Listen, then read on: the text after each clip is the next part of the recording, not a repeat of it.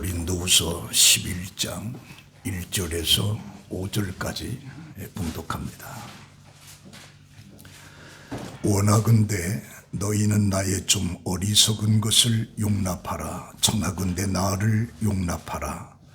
내가 하나님의 열심으로 너희를 위하여 열심을 내노니 내가 너희를 정결한 처녀로 한 남편인 그리스도께 드리려고 중매함이로다. 그러나 나는 뱀이 그 간계로 하와를 미혹한 것 같이 너희 마음이 그리스도를 향하는 진실함과 깨끗함에서 떠나 부패할까 두려워하노라. 만일 누가 가서 우리가 전파하지 아니한 다른 예수를 전파하거나 혹은 너희가 받지 아니한 다른 영을 받게 하거나 혹은 너희가 받지 아니한 다른 복음을 받게 할 때는 너희가 잘 용납하는구나. 나는 지극히 크다는 사도들보다 부족한 것이 조금도 없는 줄로 생각하노라. 아멘. 이 봉독한 말씀을 가지고 하나님의 열심이라고 하는 내용으로 우리 함께 은혜를 받습니다.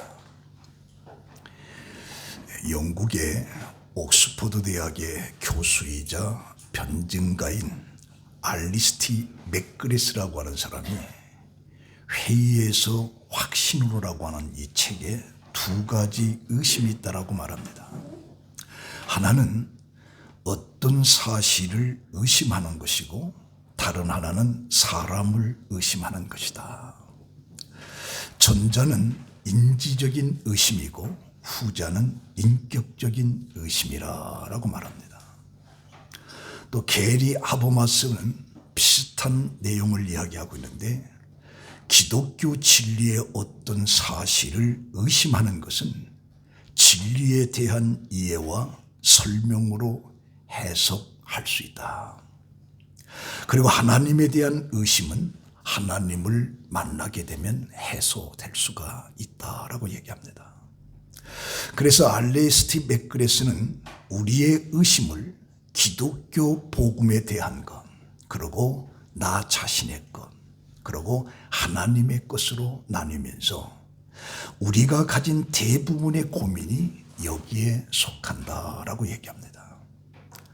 그러면 기독교 복음에 대한 회의는 뭐냐? 기독교 자체에 대한 의심입니다. 오늘날 우리 사회는 기독교 혐오 분위기가 많습니다. 이런 환경 속에서 성도들은 내가 믿는 이 신앙은 안전한 것인가? 내가 믿는 믿음이 바른 것인가? 라고 하는 것을 생각하게 되는 겁니다.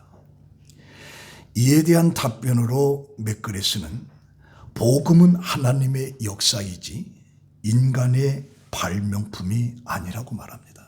다시 말하면 복음은 인간의 근본적인 문제를 다루는 하나님의 역사이지 인간의 발명품이나 고안물이 아니다라고 하는 것입니다. 1960년대 서구 사회에서는 문화와 사상의 영역에서 기독교의 엄청난 도전과 공격이 있었습니다. 그래서 이제 기독교는 곧 세상에서 자취를 감추게 될 것이라고 하는 우려도 있었습니다. 그러나 교회는 그 시련의 기간을 겪으면서 더욱 단단해졌고 교회는 인간의 발명품이나 고안물이 아니다라고 하는 사실이 역사적으로 드러난 것입니다. 두 번째는 내 자신에 대한 회의인데 우리는 자신의 연약한 모습을 볼 때 쓰러지고 넘어지고 죄를 짓는 자신의 모습을 볼 때 구원의 확실성을 장담하지 못하게 되고 하나님의 은혜와 거리가 먼 것 같은 회의에 빠지게 되는 겁니다. 내가 과연 그리스도인인지 모르겠다. 나는 그리스도인이 되기에는 너무 부족하다. 나는 하나님의 자녀라고 말하기에는 너무 많은 죄를 지었다라고 생각을 합니다.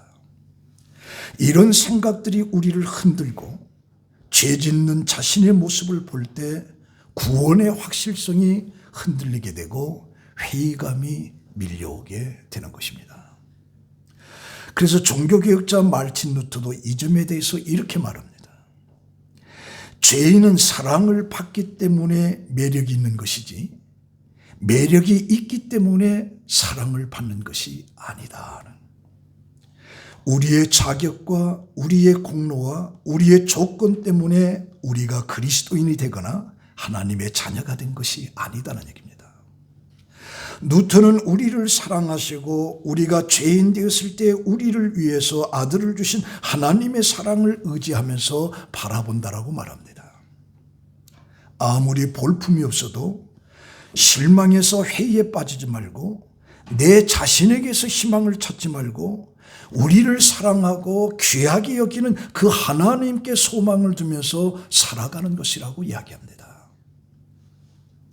세 번째, 하나님에 대한 회의입니다. 예수님에 대한 회의와 하나님에 대한 회의는 둘을 하나로 보게 되는 겁니다. 하나님은 진정 살아계신가? 하나님은 약속을 지키시는가? 하나님은 나를 사랑하시는가? 라고 하는 생각에 우리는 의문에 사로잡히게 되는 것입니다. 그래서 예수님의 제자 도마의 의심이 십자가의 죽음과 부활에 대한 의심을 가지고 있을 때 그 앞에 예수님이 나타나시는 겁니다. 그 순간에 도마는 의심이 사라집니다. 그때 예수님께서 나를 본고로 믿느냐? 보지 못하고 믿는 자들이 복되도다. 여기서 나를 본고로 믿느냐라고 하는 이 말은 네가 나를 보았기 때문에 네가 믿는다라고 얘기하면서 예수를 본 후에 믿는 도마를 책망하는 것이 아닙니다. 예수는 승천했습니다. 이제 도마 앞에 나타나는 것처럼 나타나지 않습니다. 그래서 안 보고 믿는 자가 복이 있다라고 그렇게 말을 하는 것입니다. 우리는 때로 믿음이 흔들리게 되는 겁니다. 믿음이 흔들릴 때에 우리는 기도해야 되고 감사해야 되고 그렇게 될 때 우리의 삶 속에 밀려오는 의심들이 전부 다 물러가게끔 되어 있습니다. 그래서 빌립보서 4장 6절에 아무것도 염려하지 말고 다만 모든 일에 기도와 간구로 너희 구할 것을 감사함으로 하나님께 아뢰라. 그리하면 모든 지각에 뛰어난 하나님의 평강이 그리스도 예수 안에서 너희 마음과 생각을 지키시리라 라고 말합니다. 우리 성경을 보면서 모세가 호렙산에서 하나님의 음성을 듣습니다. 이제 내가 너를 바로에게 보내어 너에게 내 백성 이스라엘 자손을 애굽에서 인도하게 내리라. 내가 반드시 너와 함께 있으리라. 그 말을 들은 이 모세가 하나님이 나를 너희에게 보내셨다고 하면 그들이 묻기를 그의 이름이 무엇이냐라고 말하면 내가 무엇라고 말을 하오리까? 그때 하나님이 모세에게 나는 스스로 있는 자다. 스스로 있는 자가 나를 너희에게 보냈다 해라. 그래서 우리는 하나님은 스스로 존재하시는 하나님, 그 스스로 존재하시면서 이 세상을 창조하신 하나님이십니다. 그래서 창세기 1장 1절에 태초에 하나님이 천지를 창조하시니라. 창세기 1장 27절에 하나님이 자기의 형상 곧 하나님의 형상대로 사람을 창조하시되 남자와 여자를 창조하셨다. 요한복음 1장 13절에 만물이 그로 말미암아 지은 바 되었으니 지은 것이 하나도 그가 없이는 된 것이 없느니라. 그래서 이 세상의 모든 존재는 하나님이 지으셨다라고 스스로 존재하시는, 누가 만들어낸 것이 아니라 스스로 존재하신 그 하나님께서 이 세상을 창조했다라고 얘기합니다. 그런데 그렇게 창조된 인간이 하나님의 명령을 어기게 되므로 창세기 3장 23절에 보면 여호와 하나님이 에덴 동산에서 그를 내보내어 그의 근원이 된 땅을 갈게 하시니라 라고 하면서 에덴 동산에서 죄를 범함으로 추방을 당하게 되는 겁니다. 이것으로 인해서 인간들에게는 죽음이 찾아왔고 고통이 찾아왔고 한계적인 삶을 살아갈 수밖에 없는 존재로 전락이 되는 겁니다. 그런데 하나님께서는 세상을 사랑하시기에 예수 아들을 이 땅에 보내시고 십자가의 피를 흘려 대속의 속죄의 길을 열어주시는 건데, 이것이 바로 복음이라고 하는 것이고 이걸 기쁜 소식이라고 말합니다. 그래서 이 복음이 바울을 통해서 고린도에 전해졌고 고린도는 이 복음을 통해서 교회가 세워진 것입니다. 그래서 2절에 보면 내가 하나님의 열심으로 너희를 위하여 열심을 내노니 내가 너희를 정결한 처녀로 한 남편인 그리스도께 드리려고 중매함이로다. 여기에서 바울은 하나님의 열심으로 너희를 위하여 열심을 낸다라고 했는데, 그 열심은 바로 고린도 교회 복음을 전하면서 고린도에 있는 사람들과 하나님과 중매함으로 그들도 하나님의 백성으로 만들고자 하는 그런 뜻이 그 속에 담겨져 있습니다. 그런데 문제는 2절에 보니까 뱀이 그 관계로 하와를 미혹한 것 같이 너희 마음이 그리스도를 향하는 진실함과 깨끗함에서 떠나 부패할까 두려워한다. 뱀이 간사한 속임수에 빠져 하나님께 불순종한 죄를 범했던 그 아담과 하와의 사건과 연결을 시키는 겁니다. 그러면서 여기서 미혹해 됐다라고 하는 것은 완전히 속였다. 고린도 교인들이 그들에게 침투한 거짓 사도들에 의해서 미혹을 당했다는 거죠. 그래서 4절에 보면 만일 누가 가서 우리가 전파하지 아니한 다른 예수를 전파하거나 혹은 너희가 받지 아니한 다른 영을 받게 하거나 너희가 받지 아니한 다른 복음을 받게 할 때는 너희가 잘 용납하는구나. 여기서 아포스톨로스라고 하는 것은 사도, 보냄을 받은 자라는 뜻입니다. 그래서 사도들은 보냄을 받은 자인데 여기 와서 고린도 교회를 미혹해 했던 자는 누가 가서라고 하는 말인데, 이건 에르코메노스라고 하는 단어인데 불순한 목적을 가지고 충족시키기 위해서 교회에 침투한 자들을 가리키는 겁니다. 그들이 증거한 다른 예수는 사람의 아들이긴 하나 하나님의 아들이 아니다라는 얘기죠. 십자가에 못 박히기는 하였으나 부활하지 다시 살지는 아니했다. 다윗의 혈통을 계승했으나 우주적인 영원한 영광의 왕은 아닌 그 예수를 증거하는 거죠. 그래서 복음의 진리에서 벗어난 이 거짓 선지자들의 미혹한 그 소리를 그들이 너희가 잘 용납하는구나, 잘 받아들이는구나 라고 하면서 질책, 책망을 하고 있습니다. 그런 바울이 갈라디아서 1장 7절에 다른 복음은 없나니 다만 어떤 사람들이 너희를 교란하여 그리스도의 복음을 변하려 함이라. 그러나 우리가 혹은 하늘로부터 온 천사라도 우리가 너희에게 전한 복음 외에 다른 복음을 전하면 저주를 받을지어다. 그래서 바울이 내가 하나님의 열심으로 너희를 위하여 열심을 내노니 하는데 여기에 하나님의 열심이에요. 저는 이 말씀을 설교하기 위해서 3주간 동안 하나님의 열심이 대체 무엇일까? 길을 가면서도 묵상하고 잠자기 전에도 하나님의 열심이 대체 무엇일까? 자, 그런 것들을 생각하다가 오늘의 말씀을 전하는 거죠.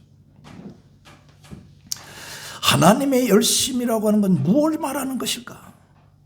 무엇을 표현하는 것일까? 여기 열심이라고 하는 말은 젤로라는 뜻입니다. 젤로. 이것은 시기와 질투에서 나온 이야기예요. 하나님의 열심이라고 하는 것은 시기와 질투에서 나온 건데 그 질투를 우리가 경건한 질투 그리고 거룩한 열심 그렇게 표현합니다. 인간의 소유욕과 결부된 이기적인 질투가 아니라 하나님의 거룩한 성품에서 비롯된 거룩한 열심이라는 겁니다. 하나님의 질투와 인간의 질투 사이에는 동기와 목적의 차이가 드러내는데, 인간의 질투는 이기적인 욕망에서 비롯되는 것이지만 하나님의 질투는 그의 백성의 온전한 구원과 관련되어 있기 때문에 거룩한 질투, 거룩한 열심이라 그렇게 표현을 하게 되는 겁니다. 자, 그러면 하나님의 거룩한 열심이라고 하는 것이 구체적으로 우리에게 어떻게 나타났나 할 때 첫 번째, 사랑으로 나타납니다. 요한복음 3장 16절에 하나님이 세상을 이처럼 사랑하사 독생자를 주셨으니 저를 믿는 자는 멸망하지 않고 영생을 얻으리라. 여기서 하나님이 세상을 사랑했다라고 하는데 그 세상이 어떤 세상이냐니, 타락된, 변질된, 음모와 술수가 가득한 철저한 이기적인 그런 세상이에요. 그런데 이런 세상을 하나님이 사랑했다는 겁니다. 그 사랑의 증거가 바로 그의 아들 예수 그리스도를 이 땅에 보내주셨다는 거죠. 그래서 출애굽기 34장 14절에 보면 너는 다른 신에게 절하지 말며 여호와는 질투라 이름하는 질투의 하나님이시라. 그래서 하나님을 질투의 하나님으로 표현해 주는데, 이 질투가 거룩한 질투, 어떤 이기적인 것이 아니라 인간들을 구원하기 위한 그러한 질투. 그래서 하나님은 질투의 하나님이라 그렇게 표현을 해주고 있습니다. 다니엘 선지자가 바벨론의 포로로 끌려갑니다. 그렇지만 그는 총명한 사람이기에 이제 바벨론의 총리가 되는 겁니다. 그런데 다리오 왕 때에 총리가 3사람이 있는데 다리오 왕은 1인자의 총리를 원했던 겁니다. 그래서 이제 그 3명의 총리 중에 다니엘이 1인자가 된 거예요. 이 사실을 놓고 이 바벨론 다리오 왕에 있는 정권자들이 전부 다 난리가 난 겁니다. 이 다니엘은 그가 이스라엘 사람 포로로 끌려온 자인데 그가 어떻게 최고의 총리가 될 수 있느냐. 그래서 이 두 총리에 의해서 시기와 질투가 발동이 되면서 이제 이 다니엘의 모든 것을 쳐다볼 때에 흠이 하나도 없어요. 흠 잡을 데가 없어요. 그래서 결국에 그들은 그가 섬기고 있는 하나님을 걸고 30일 동안 누구든지 왕 외에 다른 신을 섬기며 구하면 사자굴에 던져 넣자라고 하는 제안을 듣고 다리오가 도장을 딱 찍습니다. 이런 사실을 다니엘은 알고 있었고, 이 사실로 인해서 자신의 운명이 어떻게 될 것인가를 그는 알고 있음에도 불구하고 집에 돌아온 그는 성경에 보면 전에 하던 대로 행동을 하는 것. 이 방에 올라가서 예루살렘을 향하여 창문을 열고 하루에 3번씩 무릎을 꿇고 기도하면서 그리고 하나님께 감사 기도를 하는 다니엘을 보는 겁니다. 저는 이것을 보면서 다니엘이라는 사람이 참 어리석은 사람이다. 조금만 지혜롭다라고 하면 한 달 동안 얼마든지 피할 수 있었을 텐데 기도할 때 구태 창문을 뭐하러 열어놓나. 그러면 이런 일을 당하지 않을 텐데. 그러니까 피할 수만 있으면 얼마든지 피할 수 있는 그런 상태인데도 불구하고 전에 하던 대로. 그러면서 기도 끝머리에 그는 감사 기도를 하는데 그 내용을 보면 그의 하나님께 기도한다. 사실 바벨론의 포로로 끌려온 이스라엘 사람들의 사정은 비참합니다. 그래서 하나님을 버리고 떠난 사람도 있고 이제 하나님을 섬기기보다는 이제 바벨론의 신을 섬기자면서 개종한 사람들도 많이 있고, 그래서 이스라엘의 회복을 통해서 예루살렘으로 찾아올 때 20%밖에 예루살렘을 오지 않고 80%는 다 거기서 살았어. 이런 상황 속에서 다니엘은 살아계신 하나님, 지금 또 통치하시는 하나님, 그러면서 그는 무엇 때문에 감사하는 것이 아니고, 그럼에도 불구하고 감사하는 것이 아니고, 하나님의 존재에 대한 감사를 하고 있는 거예요. 이렇게 된 것은 그가 하나님의 사랑을 안 것이죠. 하나님의 사랑을 알면 어떤 상황 속에서도 우리는 감사가 되는 거죠. 하나님은 우리를 너무너무 사랑해서 자기 아들을 십자가에 죽기까지 내놨다라고 하는 이 사랑의 그 깊이를 안다고 하면, 우리 하박국이 외양간에 소가 없을지라도, 그런 일이 없다 할지라도, 나는 무엇 때문에 하나님께 나는 감사한다, 그런 게 없다 할지라도 하나님을 사랑할 수밖에 없다는 거죠. 이게 바로 하나님의 열심 속에서 나온 사랑의 모습이에요. 두 번째는 자유입니다. 하나님의 열심 속에서의 자유를 보는데, 하나님의 열심은 결국 사랑으로, 그리고 아들을 통해서 우리에게 자유를 주기 위한 거죠. 하나님은 자기 아들을 우리의 모습으로 이 땅에 보내셨고, 그리고 예수님은 하나님의 뜻에 따라 끝까지 복종하면서 마침내 십자가에 죽으신 겁니다. 그래서 빌립보서 2장 6절에 그는 근본 하나님의 본체시나 하나님과 동등됨을 취할 것으로 여기지 아니하시고 오히려 자기를 비워 종의 형체를 가지사 사람과 같이 되셨고 사람의 모양으로 나타나사 자기를 낮추시고 죽기까지 복종하셨으니 곧 십자가에 죽으심이라. 이것을 바울은 갈라디아서 3장 13절에 그리스도께서 우리를 위하여 저주를 받은 것이라고 말합니다. 그리고 마태복음 20장 28절에 인자가 온 것은 자기의 목숨을 많은 사람들에게 대속물로 주려 함이니라.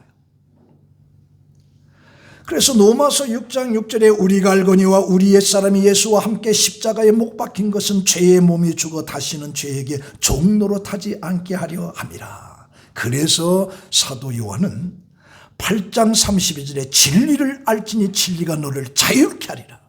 진리를 알지니 진리가 너를 자유케 하리라. 진리가 뭐냐니? 바로 예수 그리스도. 그래서 요한복음 8장 35절에 예수께서 대답하시되 진실로 진실로 너희에게 이르노니 죄를 범하는 자마다 죄의 종이라. 종은 영원히 집에 거하지 못하되 아들은 영원히 거하나니 그러므로 아들이 너희를 자유롭게 하면 너희가 참으로 자유로우리라. 하나님의 열심 속에 그 예수 그리스도 그 아들의 십자가의 죽음을 통해서 우리에게 자유를 주신다라고 말합니다. 갈라디아서 5장 1절에 그리스도께서 우리를 자유롭게 하려고 자유를 주셨으니 그러므로 굳건하게 서서 다시는 종의 멍에를 맺지 말라. 로마서 8장 2절에 이는 그리스도 예수 안에 있는 생명의 성령의 법이 죄와 사망의 범에서 너희를 해방하였느니라. 고린도서 3장 17절에 주는 영이시니 주의 영이 계신 곳에는 자유가 있느니라. 그래서 하나님의 열심은 우리에게 자유를 주었는데 그 자유는 죄로부터 자유입니다. 악한 욕망으로부터 자유입니다. 철저한 이기주기로부터 자유입니다. 죽음으로부터 자유입니다. 그리고 선을 행할 자유를 우리에게 주신 거예요. 하나님의 열심으로. 1953년 11월 27일에 부산 중구 영주동 판자촌에 큰 불이 나서 주택가 3,132채가 전부 다 불타버렸습니다. 그래서 이재민이 3만 명이 발생했어요. 이때 구세주처럼 손을 내민 사람이 당시 미 군수사령관 리차드 위트컴이라고 하는 장군이에요. 그는 상부의 승인이 없이 이재민에게 식량과 의복, 다시 말하면 군수 물자를 다 나눠준 거예요. 이 일로 인해서 미국 청문회에 소환이 됐고, 그는 청문회에서 전쟁은 칼로만 하는 게 아니다 라면서 그 나라 국민을 위하는 것이 진정한 승리라고 청문회에서 얘기하자 의원들이 전부 다 일어나서 기립박수를 쳐줬습니다. 그리고 더 많은 구호물자를 한국으로 가지고 왔던 거죠. 그는 1894년 미국 캔자스 대학에서 태어나 위크검은 1916년 학 군사관 ROTC에 군생활을 시작해서 1차 대전, 2차 대전 때에 수많은 전쟁에 참전했고 1944년에 노르망디 상륙작전 중 연합군 병력과 군수물자 수송을 지휘해서 프랑스의 최고 무궁훈장을 받기도 했습니다. 그는 1945년에 일본이 점령 중인 필리핀을 탈환하기 위한 상륙작전에서도 대규모 병력과 군수물자를 정확하게 수송을 했는데 그래서 군수 전략가로 이름이 난 그가 1953년 제2군사령관 준장으로 한국에 부임을 하게 된 거죠. 200만 톤의 규모의 장비와 군수물자를 최전방으로 실어날랐고 후방 지역 치안의 유지는 물론 전쟁 포로와 피난민의 관리 임무도 맡았던 거예요. 그때 부산의 부족한 의료시설을 안타깝게 여기던 그들은 미군의 장병의 월급의 1%를 우리 걷자. 그래서 그것을 가지고 멜리노 병원 등 부산의 여러 곳에 세워서 의료시설을 그들은 확장해도. 그리고 그는 1954년에 전역한 후에도 미국으로 돌아가지 않았습니다. 한미재단을 설립해서 전쟁 고아를 지원했고 장진호에서 전산 미 해병 1사단 병사들의 유해를 송환하는 일에 힘을 쓴 거죠. 그리고 1982년 7월 12일에 죽습니다. 그때 죽을 때 뭐냐? 내가 죽으면 한국에 묻어달라. 한국에 묻어달라. 그런 유언을 남겨서 유엔 기념공원 내 미국 묘역에 안장이 된 거예요. 6.25 전쟁에 참전한 11개국의 2,300명이 그곳에 안장이 됐는데 준장으로 이제 스타로 안장된 사람은 이 사람 한 사람뿐이었습니다. 그래서 국가보훈처가 위트감 장군에게 국민훈장 1등급 무궁훈장을 추서합니다. 이것을 보면서 자기가 이 땅에 살아가면서 전쟁으로 고통을 당하는 그들에게 조금 더 도움을 주고 그들에게 자유를 주기 위한 그의 헌신적인 이런 것들이 바로 오늘 우리들에게 하나님께서 열심을 주신 건데 자유를 줬다. 이 자유를 우리는 선을 행하는데 악을 범하지 않는데 사용해야 된다라고 하는 것을 강조를 해주고 있어요. 그리고 마지막 세 번째는 영생입니다. 하나님의 열심은 우리에게 영생을 주기 위한 것인데 프랑스의 철학자이면서 문학자인 파스칼은 팡세에서 유명한 말을 합니다. 인간은 생각하는 갈대다. 그 생각 중에 생각이 무엇일까? 사고 중에 사고가 무엇일까? 그건 죽음에 대한 생각이에요. 인간은 생각하는 갈대다. 뭘 생각한다는 것이냐? 궁극적으로 죽음을 생각한다. 죽음처럼 확실한 것이 없고 죽지 않은 사람이 하나도 없어요. 그래서 철학자 하이데거는 사람을 가리켜서 죽음 앞에 선 존재라. 사람에 대한 이해를 죽음에서부터 시작한 것이 하이데거입니다. 그런데 오늘의 현대인들은 죽음을 고의적으로 잊으면서 살아가려고 합니다. 죽음이 두려워 죽음을 생각하지 않으려고 하고 블루초 같은 미신에 빠지게 되고 과학의 힘으로 인해서 죽음을 벗어나자고 하는 그 현대인들의 어리석음을 오늘 우리가 보는 거예요. 우리 모두는 죽는다. 그 다음은 어떻게 되는 거야? 없어지는 건가? 무가 되는 건가? 이런 측면에서 바울은 죽음이 유익하다라고 얘기하는데 필립보서 1장 21절에 이는 내게 사는 것이 그리스도니 죽는 것도 유익함이라. 바울은 죽음 너머에 영생을 생각한 거예요. 영생을 생각하기 때문에 죽음도 유익하다. 죽음을 두려워하는 현대인들에게 바울은 죽음도 유익하다라고 하는 죽음 너머에 영생이라고 하는 확신을 가지고 그런 고백을 하는 거죠.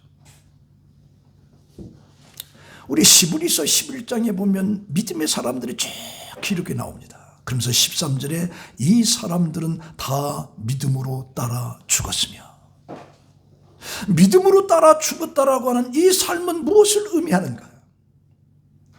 16절에 그들이 이제는 더 나은 본향을 사모하니 곧 하늘에 있는 것이라. 이름으로 하나님이 그들의 하나님이라 일컬음을 받으심을 부끄러워하지 아니하시고 그들을 위하여 한 성을 예비하셨느니라. 더 나은 본향을 사모하니, 믿음으로 이렇게 살아간 사람들의 그 삶이 뭐냐? 더 나은 본향을 사모한다 그랬어요. 그리고 하나님께서 그들을 위해서 한 성을 예비하셨다. 그래서 우리 그리스도인들에게 있어서 죽음이라고 하는 것은 새로운 시작인 겁니다. 우리가 예수 믿는 것은 영생을 얻기 위한 거예요.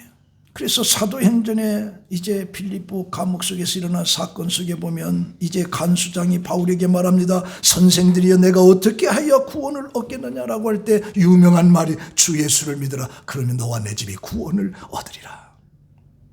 마가복음 1장 15절에 이르시되 때가 찼고 하나님의 나라가 가까웠으니 회개하고 복음을 믿으라. 예수님께서도 초청에 하는 얘기가 회개하라, 천국이 가까웠다라고 하는 이 천국을 강조하고, 누가복음 10장 20절에 보면 귀신들이 예수의 이름으로 쫓겨나니까 제자들이 너무너무 기뻐하니까 예수님께서 뭐라고 말하냐? 귀신이 쫓겨난 걸로 기뻐하지 말고 너의 이름이 하늘나라에 기록된 것으로 기뻐하라래. 우리 기독교인들의 영생, 하나님 나라. 요한복음 14장 2절에 내 아버지 집에 거할 곳이 많도다. 그렇게 하지 아니하시면 너희에게 일렀으리라. 내가 너희를 위해서 가서 거처를 예비하러 가노니. 사도행전 7장에 보면 스데반이 복음 때문에 돌에 맞아 죽습니다. 돌에 맞아 죽는 그 스데반에게 환상이 열리면서 하나님의 앞편에 예수가 일어서신 것을 보는 거예요. 그러면서 순교의 길을 걸어가는 거예요. 그래서 우리가 예수 믿는 거예요. 영생이 있기 때문에 예수 믿는 거예요. 영생이 있다면 예수 믿는 필요가 하나도 없어요. 베드로후서 1장 11절에 이같이 하면 우리 주 곧 구주 예수 그리스도의 영원한 나라에 들어감을 넉넉히 너희에게 주시리라. 넉넉히 너희에게 주시리라. 시편 145편 13절에 주의 나라는 영원한 나라이니 주의 통치는 대대에 이르리로다. 그래서 바울은 말합니다. 빌립보서 1장 22절에 이제 내가 사는 것은 그리스도니 죽는 것도 유익함이라. 그러나 만일 육신으로 사는 이것이 내 일의 열매일인데 무엇을 택하여야 하는지 나는 알지 못하노라. 내가 그 둘 사이에 끼었으니 차라리 세상을 떠나서 그리스도와 함께 있는 것이 훨씬 더 좋은 일이라. 그렇게 하고 싶다. 두 사이, 이 세상에서의 삶과 죽음 너머의 영원한 세계 사이 속에 내가 그곳에 끼었는데 차라리 세상을 떠나서 그리스도와 함께 영원한 나라에 있는 게 더 좋다. 그렇게 말합니다. 다시 말하면 바울은 죽는 것이 유익하다라고 말하는 거죠. 그리스도 밖에서 이 세상에 살아가는 것보다 그리스도 안에서 죽어 그리스도와 함께 있는 것이 훨씬 더 좋다라고 바울은 고백하고 있는 거예요. 자, 오늘 이 말씀 가지고 결론 맺습니다. 진젠도르프라고 하는 백작이 18세기에 이제 독일의 경건주의 지도자입니다. 진젠도르프가. 그는 지위가 높았고 재산도 많고 공부도 많이 한 사람이에요. 그러나 그는 예수는 믿지만 거듭나지 못했어요. 교회는 나오지만 거듭나지 못했어요. 요한복음 3장에 물과 성령으로 거듭나지 않은 결단코 하늘나라에 들어갈 수가 없다. 교회에 나오는 것으로 되는 게 아니에요. 거듭나는. 그런 거듭나지 못한 사람이에요. 근데 그가 어느 날 미술관에 그림을 구경하러 갔다가 한 그림 앞에 멈추게 되는데 그것은 바로 예수님이 십자가에 달리는 그림이었습니다. 머리에는 가시면류관이 쓰여 있고 양손에는 큰 대못이 박혀 있었고 창에는 찔린 그 자리에 피가 나오는 거예요. 그림을 보고 있던 그에게 그 그림이 실체가 돼서 실체가 돼서 자기 앞에 그 장면이 펼쳐진 거예요. 그러면서 그때 음성을 듣습니다. 나는 너를 위해서 이렇게 죽었는데 너는 나를 위해서 무엇을 하느냐? 나는 너를 위해서 이렇게 죽었는데 너는 나를 위해서 무엇을 하느냐라고 하는 그 그림의 실체 속에 그의 음성을 듣게 되는 거예요. 그때 진젠도르프는 그 자리에서 무릎을 꿇습니다. 무릎을 꿇고 한없이 울면서 그 사건을 통해서 그의 삶이 180도로 바뀌어져요. 자기만을 위해서 살던 그가 주님을 위해서 사는 사람으로 변하게 되는 거죠. 오늘 여기서 바울이 뭐라고 하냐? 내가 하나님의 열심으로 너희를 위하여 열심을 내노니 내가 너희를 정결한 처녀로 한 남편인 그리스도께 드리려고 중매함이로다 라고 하는 이 바울의 고백 속에 우리도 바울이 말한 것처럼 하나님의 열심을 너희를 위하여 열심을 내노냐라고 하는 그 열심을 나는 이웃에게, 내 식구들에게, 내 친척들에게 그 열심을 드러내야 되지 않겠는가? 하나님이 열심으로 내가 너희를 위하여 열심을 내는 이 열심이 여러분들 주의 속에 그 열심을 드러내는 그런 삶을 사는 여러분들이 되시기를 예수의 이름으로 축원합니다. 기도하겠습니다. 하나님의 열심이 얼마나 큰지, 하나님의 그 열심 속에 우리는 사랑을 보고 자유를 보고 영생을 보는 이 엄청난 이 사건 속에 나는 얼마나 감동을 받으며 그 하나님의 열심에 나는 얼마나 응답하면서 세상을 살고 있는지, 하나님 바울이 말한 것처럼 내가 하나님의 열심으로 너희를 위하여 열심을 내노니라고 하는 그 열심을 내면서 삶을 살아가는 우리 성도들이 되게 하여 주시옵소서. 예수님의 이름으로 기도합니다. 아멘.